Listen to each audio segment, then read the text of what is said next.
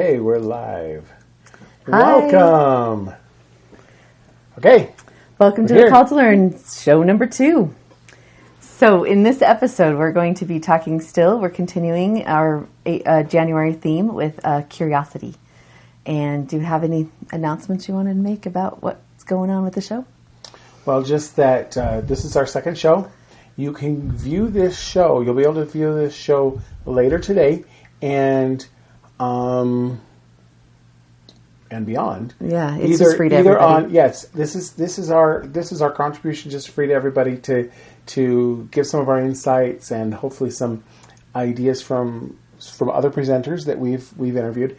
And so it'll be available on our membership site, and then it will also be available on YouTube. Yes. Later on. We do have to, because we're using some integrated technology, it takes us a little bit of time to sew it back up at the end and then deliver it to you. But when we do, it's a link in the videos. Yeah, the videos don't record this records automatically, but it does not record the videos as we do them. So we just have to kind of do that sewing up at the end. Yeah. So it takes a little bit of time, but we're ready to go. Okay. All right. So curiosity. So remember from last week, we were talking about curiosity bags. We talked about the curiosity language, that negative curiosity language that I thought was so great. Anyway, so some of the speakers... Negative curiosity was good. That's what it sounded like you said. Okay, so the negative voices. No, you tell me. So what was it called? What it was the negative. It was the curiosity stoppers. Oh, yeah, that's right. It was the language that was the curiosity stoppers. We like the idea that we can recognize them. Yes. Use them. Okay. Good point. Good thing I have you. That's what you were saying. All right. Okay. So we're going to add to that today. We're going to have Molly Christensen and Becky Rogers coming in and sharing some of their tips and what they do with their curiosity and how to help people with your curiosity. So, and others. So let's do the first tip then. And the first tip, or do you want to go to the video first? No, I'm just waiting for you. So I was thinking I'm just trying to do technology at the same time as we're doing the show. All right. It's just a little challenging. So this is a topic tip, so curiosity tip. And that would be to take tangents. And I remember when I was in school, the teacher was never take tangents. Even in Sunday school, like the classes in Sunday school would say, never, we're off subject, get back on subject, and still stick with the lesson, And I love the Call to Learn, the Come Follow Me program that the church is saying, it's okay to take tangents. And I'm like, yes, please take tangents. Because it's in the tangents that you give your children confidence that they can have curiosity. When you're telling them to stop, ask me next week, stop, don't do that, I can't go there, I can't answer that question. When you're telling them those things, then they're feeling less confident about themselves and they're feeling, well, I don't need to ask questions. My questions aren't answered or listened to, so therefore I'm not going to ask those questions. So if you continue to take those tangents, and that's our tip, take the tangents. Because sometimes we feel like we have to do the curriculum, we have to do exactly what the book says, or we have to go on this lesson or whatever. Don't worry about the tangents. I mean, my children and I, the 4 youngest ones, are reading the scriptures together, and we take tangents so often. Sometimes we only get to like 4 or 5 verses, and then we stop, and we're just off somewhere else. And, sometimes it's an hour later, sometimes it's boring. That reminds me that when you're saying that sometimes you just get off and you only get a couple verses in. Yeah. Sounds like some of yours and my institute teachers have done. Yeah. Sometimes you only get 1 or 2 verses into Isaiah and have to quit. Yeah, that's because true. there's so much there. Yeah, there's so much richness, so much questions, so much curiosity has come up. Right. And the kids ask the questions. My children are amazing question askers. Well, I love it about them.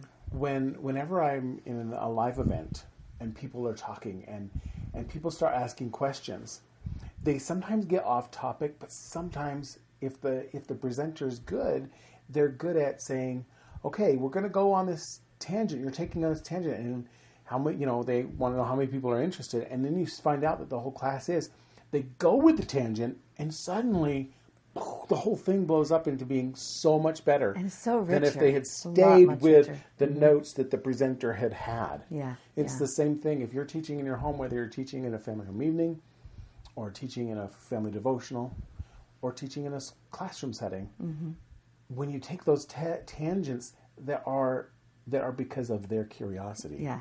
Then encourage it. Encourage then it.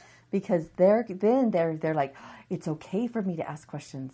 And you're giving them permission to be curious. So take the tangents. And it can be a struggle to think, I'm not getting anything done. Nope, you are. That's not. You are getting things done. Erase that from your mind because you are accomplishing something. You're giving your children confidence. And a permission. Great education. Yeah. Because those things are what they're interested in. Guess what they're going to remember? Yeah. They're going to remember those tangents that you went on that they're learning from because they were interested in it. Yes. Okay. Yep. Okay, so let's listen now to Molly Christensen and what her tip for us about curiosity is. So I'm going to move on to the next question. Is about curiosity. Sure. So we've got curiosity, and curiosity, I think, is like the beginning of learning. So I want to know, how do you create curiosity in your children so they desire to learn? Well, I think this kind of goes back to like setting up the environment. Okay. I make sure that there are interesting things that they want to become curious about just all around us. Okay. You know, and I read good books to them that makes them curious. And I have the books available for them. You know what else I do that may be controversial? I limit video games. Okay. You know, why not? because video games are passive. And they don't make you think. They don't make you curious. Yeah. For the most part. Yeah. They really don't. And they send messages to my kids too. And I mean, I'm not totally against media, video games, whatever, but I don't want it to be a focus in the life. Well, and you use the word limited, right? Yeah. So they can a little bit, but not very much. Yeah. And if I start noticing that that's all they want, that's the appetite I'm creating. And I can't allow it. Yeah. You know? Yeah. I have to watch what appetite am I creating. So I'm creating an appetite for learning. Yeah. You know? Yeah. So creating an appetite in your own children. I love Yeah. that. Thank you for sharing that. That's awesome. Sure. Yeah. Okay. All right, Molly Christensen. And I think that's a great topic to bring up, especially with curiosity, is she said to limit the technology or to limit the video games. And I think every mother struggles with that because it's such an easy, well, my friend calls it the babysitter, right? It's such an easy tool just to let the kids play on there so you can get things done or you don't have to. And we get it. Yeah, we totally get it. Right now, our kids are in the other room using, some of them, they're finishing up their work and they'll go on technology for the last few minutes before we get back off this. Yeah. Just because. So they can stay quiet. So they'll be quiet. Yeah. Because if they're running around the house, you get to hear it. And if they do, don't worry about it.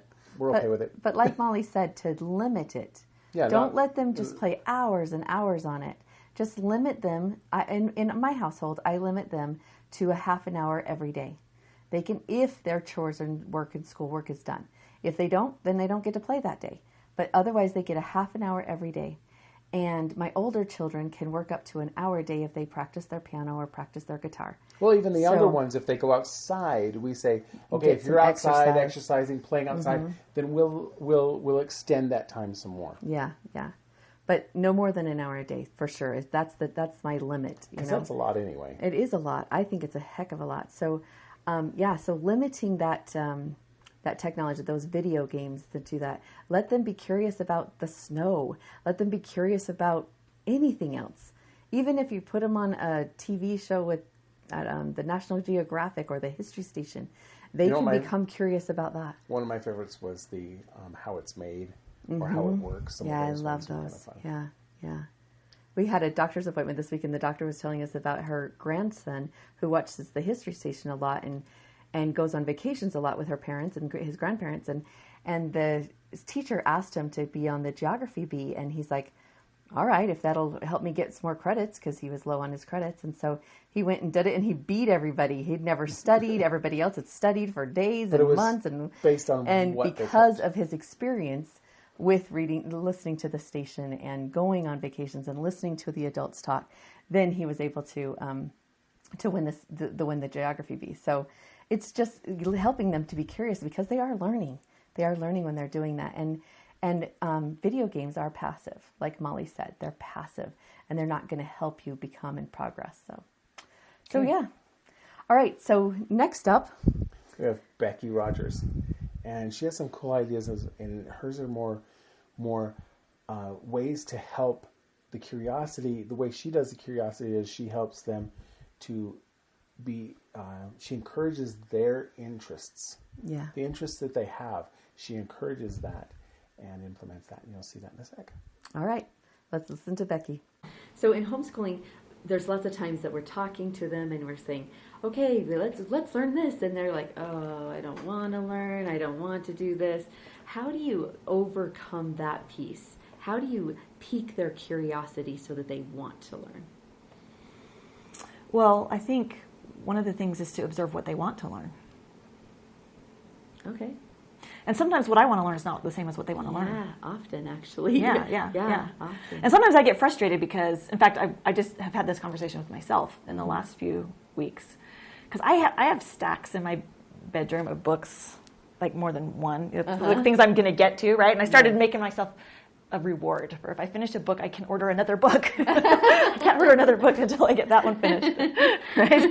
Oh, that. If I get to a. You can't order another book till it's finished. I know, right? Because somehow I'm going to absorb it just by having it sit on the floor in my room. But I'm getting to it.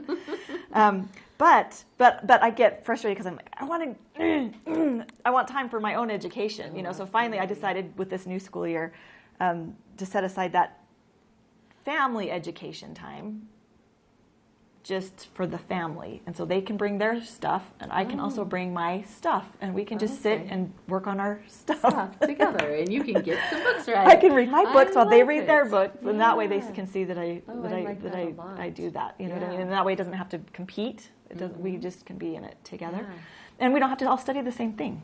Right. I mean, we can if we want. If there's something I want to learn, I'm going to learn it anyway. Right. You know what I mean? So, but observing what they want to learn. I know my mom was an expert at that when we were growing up, and she would notice early what our gifts and our talents were, and then she would invest heavily in those to strengthen those. So that by the time we were through 6th grade, we could, whatever it was that was our thing, she would have found it and really developed it. So by the time we got into junior high where things get weird, like we had something we identified with. Yeah. Like, oh, I'm a violin player and I do it really well. You know what I mean? Or I'm in the martial arts, or I'm doing. Yeah. And so that's one of the things that I've tried to do with my kids is to see what they really love and then to support that and let them shine with that. Yeah. So being like your mom. So we have ventured into the martial arts, which I know nothing about. Well, that's not. I do now. I didn't when I started. Doesn't your husband teach it? No, my husband doesn't teach it, but I have 2 boys that are 3rd degree black belts, and they've done it from the time they were 5. But the one of my older one, when I was music, right? That's what we did. So I took him to his piano lesson, first one, and his fingers were like, and I just watched that thinking, I don't even know what to do with that. What if he doesn't play the piano? You know, the coordination wasn't the same at all. And then, but one day I came home and he was watching a Jackie Chan movie with my husband, and his eyes were just sparkle, sparkle, sparkle. So I typically just kind of put it aside, you know, and I just observe it and just notice what happened and see if it goes away, or if it gets stronger, because it'll either go away or it'll get stronger, right? And it'll come in. So anyway, so when he was about 5, we started him in martial arts, and that's his nature. So that's awesome. It is awesome. Yeah. And so, what martial arts is he? He does taekwondo. He does actually a bunch of different things. He's got a lot of warrior energy in him, so he's just a protector and a defender, and I think it's just part of his... He was born that way, Yeah, obviously. He was born that way. Yeah. Yep, that's absolutely. Pretty cool. That's pretty cool. Okay, so you have Becky Rogers. She was talking about how her I liked her point of she observes what they're interested in. Yeah. And then puts it aside. Watch to see if they still are interested or if they back off. And if they are still interested, then she encourages that even more. Yeah. and moves forward. And there was, and I really liked what she said about the family learning time. Yeah. So everybody could be sitting in the living room together, couches, floors, everything, and just doing learning their own stuff, as she put it. So it's not like school time where you're learning and doing schooling, but it's family time where everyone's learning their own thing. And yet, that's exactly what it is schooling. It's just not an official, well, that's true. I'm teaching you. Right, right. So I really like that. Oh, I'm sorry. We are learning still our technology, and obviously whenever I touch the table, this bounces. So I'll try not to do that as much. Yeah. Okay, so what's thank next? you, Becky, for being there.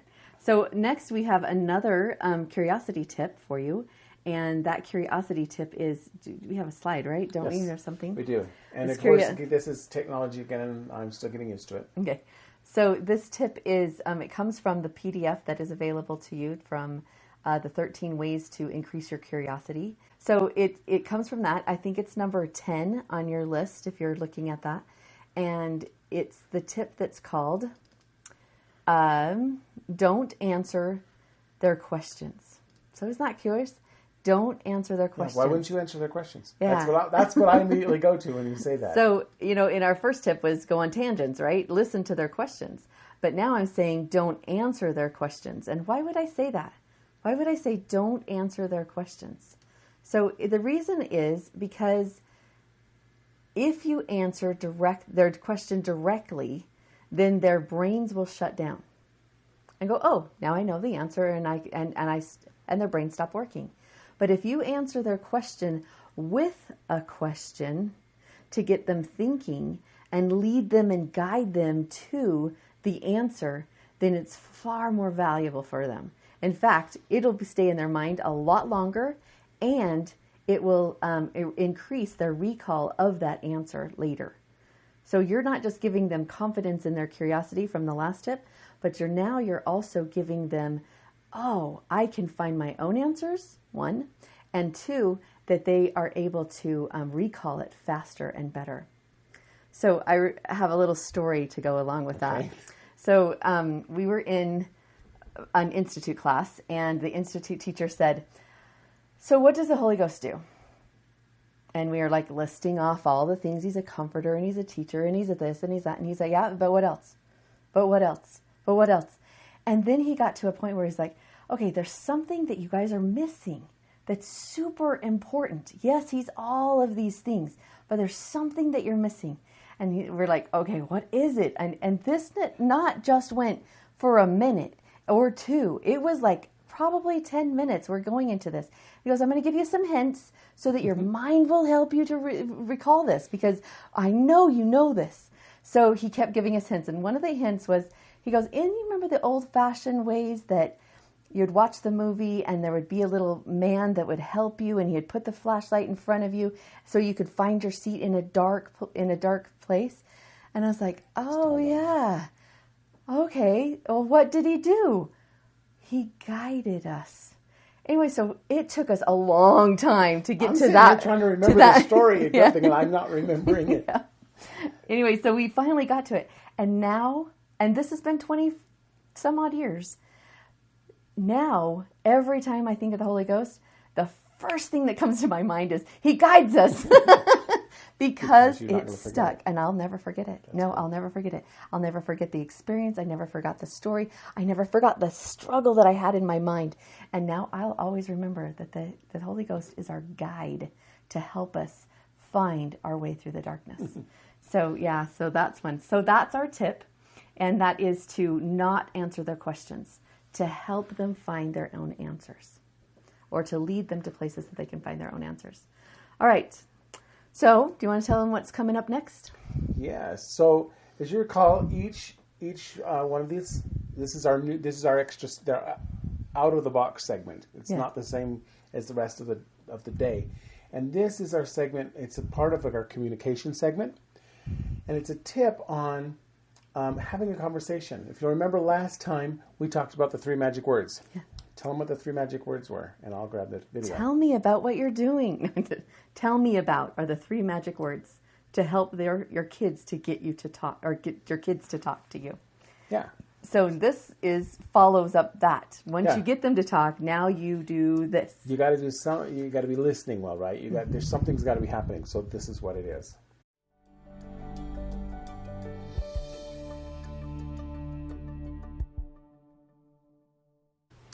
Hi, I'm Tom Neal, And I'm Trista Neal.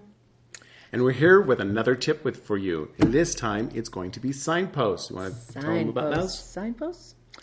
Yes. I like this one too. It's kind of an easy one.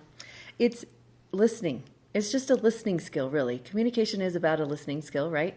So when you're talking to your children, I have a son that's really quiet. You know, Tennyson's really quiet. Oh, wow. Sometimes you have no idea what he's talking about, but there are little clues about thinking about. Because he's not talking. That's very true. So he's got these little clues that can give you things.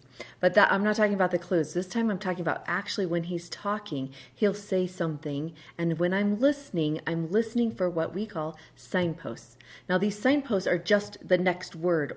So he's telling me about, when I went on to Google and I was filling out my application for this job, this happened with the computer. Well, Signpost. Yeah, what was the signpost? One of the signposts I heard several. The first one I noticed was job. What job are you talking about? Yeah, which one are you applying for? Tell me about that job that you applied for. Yeah. So it's what they're talking about. You're looking for signposts and like, that could be my next question to him. Or that could be the next conversation that we have. But you listen to the problem and you solve that problem and then you say, now what job was that you were applying for? So what I like about signposts is that you can do two things with them.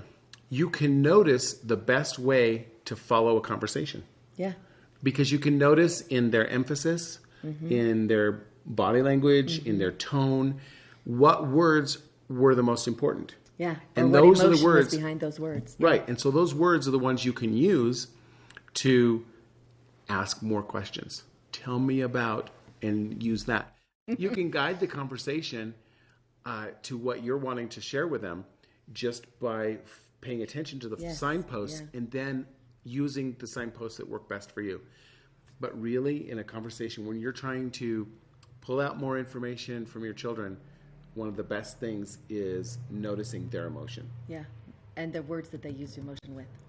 And a good example of signposts was Tasha. She came in the other day and she was talking to me about her day, and I noticed that she kept looking downward when she was talking about a coworker. So then I said, okay, so what about tomorrow? And she's like, oh. And then she just opened up and spilled this big, amazing story that happened with her, but she hadn't intended to tell me. And yet I recognized that she was always looking down when she said the word tomorrow in another conversation that she was having. So, yeah, those things are really important. Look for the signposts. Look for the body language that they're doing. Cool.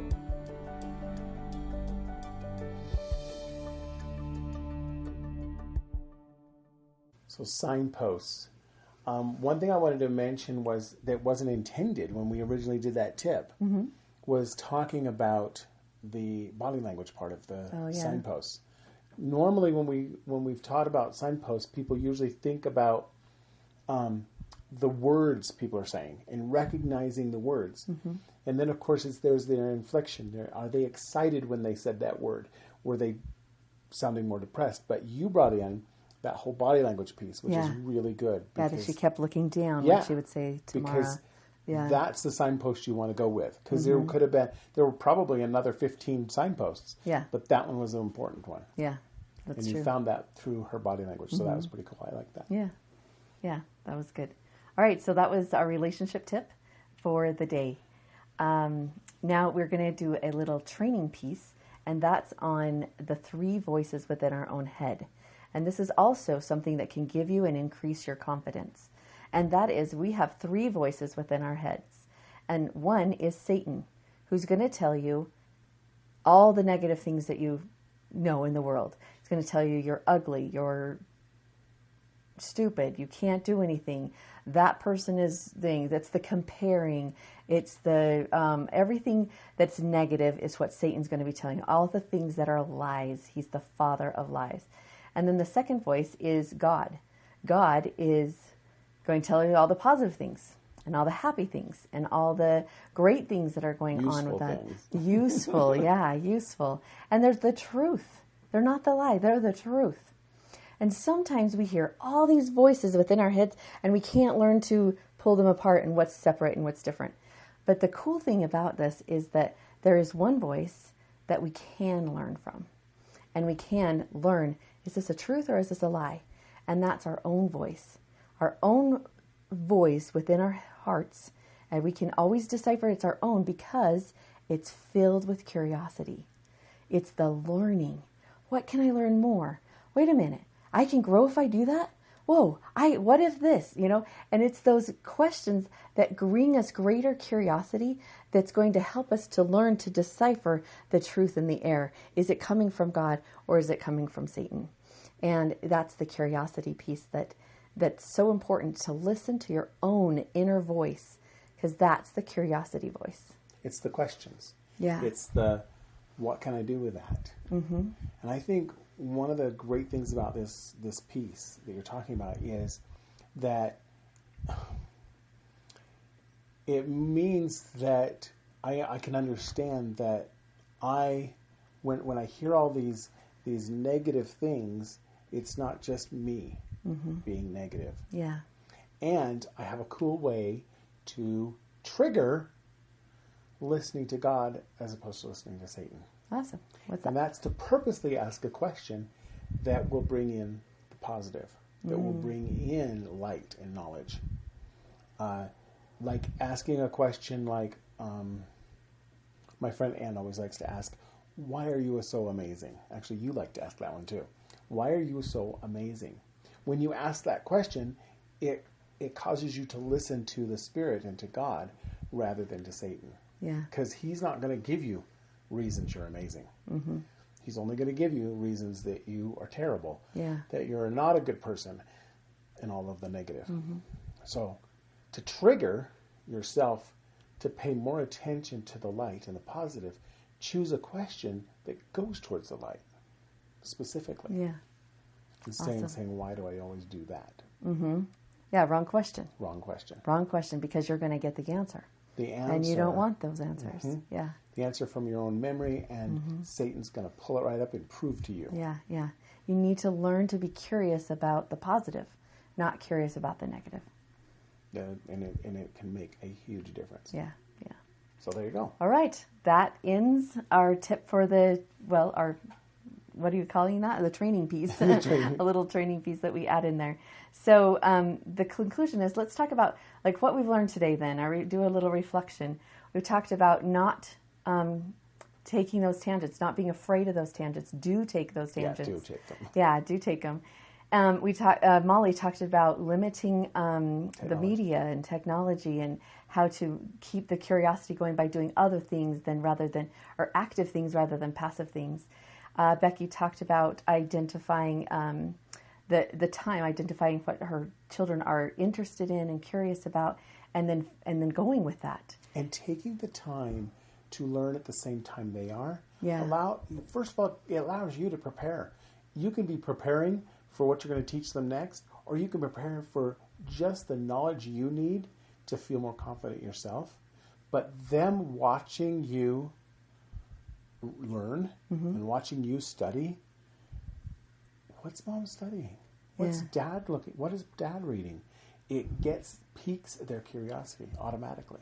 Or it just leads them to more learning of themselves and what they want to learn too. But they're always, you can't help but wondering in the back of their mind somewhere. They're either, if you haven't told them, they're going to be wondering what is it that mom and dad are studying. Yeah, well, I think they're going to be curious about your brothers and sisters too, right? Yeah, and they're why are say, they studying? Why are they this. studying? Mom and dad have already had their degrees or whatever. Why are they studying? Because we're going to be learning all our lives. Yeah, exactly. All right, and then we talked about the topic of don't answer their questions. Always feed them questions and help them to find their own answers. And then we did a relationship tip on how to find signposts inside of what they're saying. Look for their body language, look for what they're saying. And then we concluded with this training tip of listening to your three voices and knowing the difference between the three voices that are in your head. Right? Okay, Cool. sounds good. All right. All right. So that concludes for today. I hope you've enjoyed this and gotten a little bit of piqued your own curiosity in what you can do to spark the interest in the desire for knowledge in your children. Yes. Okay. All right. Thank you. See you next time. Bye.